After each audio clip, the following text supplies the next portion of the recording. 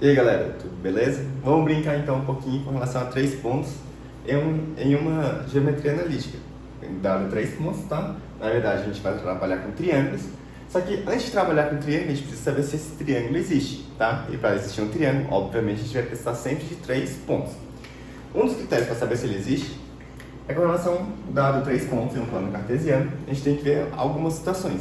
A primeira situação é para saber se esses 3 pontos estão alinhados ou colineares, correto? Concorda comigo? Se eles tiverem 3 pontos alinhados, correto? Eles não formam triângulo nenhum, certinho até aqui. E a segunda situação é se eu tiver 3 pontos não alinhados, correto? E 3 pontos não alinhados, certamente ele vai formar um triângulo. E é exatamente nessa segunda situação que a gente vai ter que trabalhar, porque exatamente nessa segunda situação, esses 3 pontos vão formar vértices de um triângulo. Mas qual que vai ser o critério que a gente vai ter que trabalhar para a gente poder, então, verificar essas situações? Nada mais é do que a gente pegar a matriz formada por esses 3 pontos, ou seja, a matriz dessas coordenadas. Então, percebam, eu tenho 3 pontos, ponto A, ponto B, ponto C, cada um com as suas coordenadas, tanto em X, tanto em Y, certinho? Então, ou seja, essa determinante, vou chamar de D, vai ser formada da seguinte maneira. Então, eu vou ter um ponto A, onde ele vai ser formado por X de A, e ao lado a gente vai colocar sua coordenada Y e Y de A. Depois, a gente vai ter X de B, do lado a gente vai colocar a coordenada Y de B. Depois a gente vai colocar a coordenada Y, X de C, X de C, e a coordenada Y de C. Ao lado aqui, a gente vai preencher com o número 1.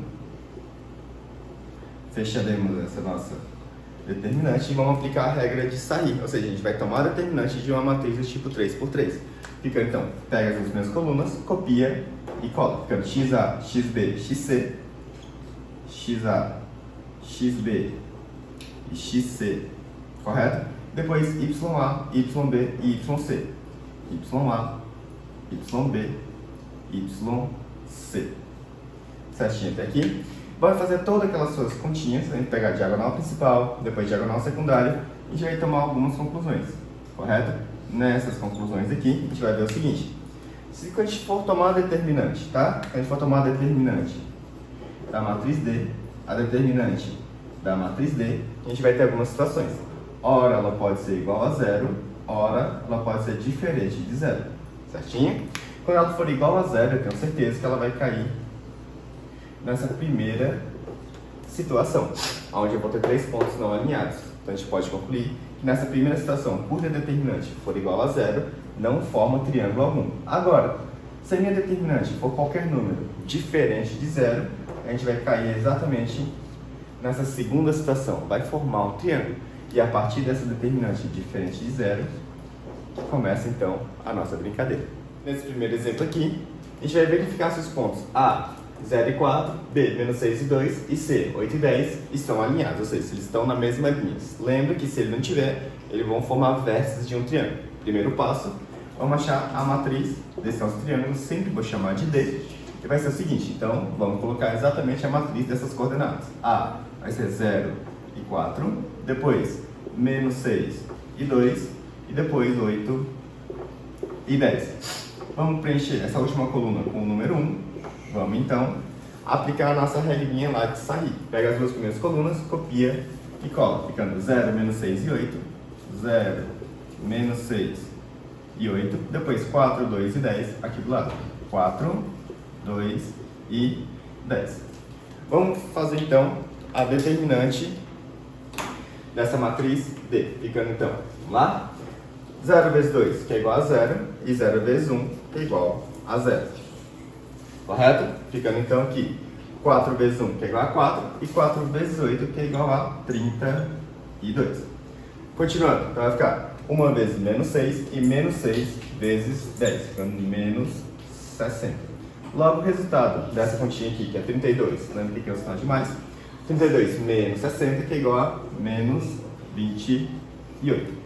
Continuando então, fazendo do outro lado. 8 vezes 2, que é igual a 16, e 16 vezes 1, que é igual a 16. Depois a gente vai ter 10 vezes 1, que é igual a 10, e 10 vezes 0, que é igual a 0, ficando mais 0 aqui. Que não vai fazer nenhuma influência em nada.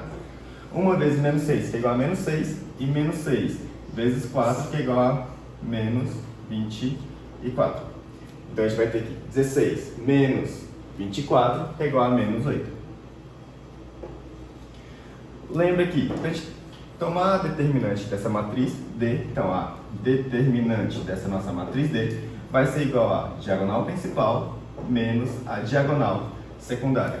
Lembra que esse menos 28 aqui faz o papel de diagonal principal.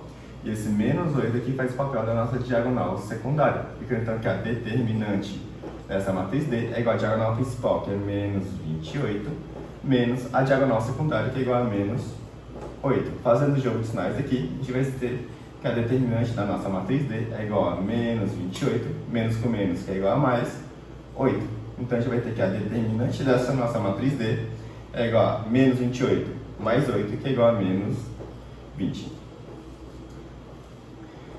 Percebam que minha determinante igual a menos 20 vai concluir pra gente que esses nossos três pontos, A, B e C, elas são não colineares. Então eu tenho certeza absoluta que os pontos eles vão formar pra gente vértices de um triângulo. Então eu vou ter, por exemplo, um ponto A, um ponto B e um ponto C não colineares, formando um triângulo, e é aqui que a nossa brincadeira começa. Essa nossa parte aqui, a gente viu que existe um triângulo, foi o primeiro passo que a gente trabalhou. Se existe um triângulo, a primeira ferramenta que a gente pode falar com relação ao triângulo é o espaço que ele vai ocupar. O espaço que ele vai ocupar é exatamente a sua área, correto? E a área de um triângulo sempre vai ser o módulo da determinante. Ah, professor, mas que determinante é esse? É exatamente aquele determinante que eu já falei com vocês há alguns minutos atrás, correto?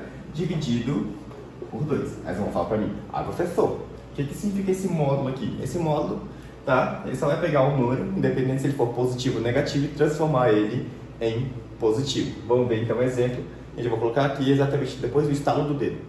Calcule a área do triângulo cujos vértices são A, B e C, e percebo que é exatamente o valor de A, B e C, que foi no primeiro minuto que eu comecei a conversar com vocês. A gente viu que esses três pontos são vértices de um triângulo porque eles são não colineares. Então a gente viu que a sua determinante, tá?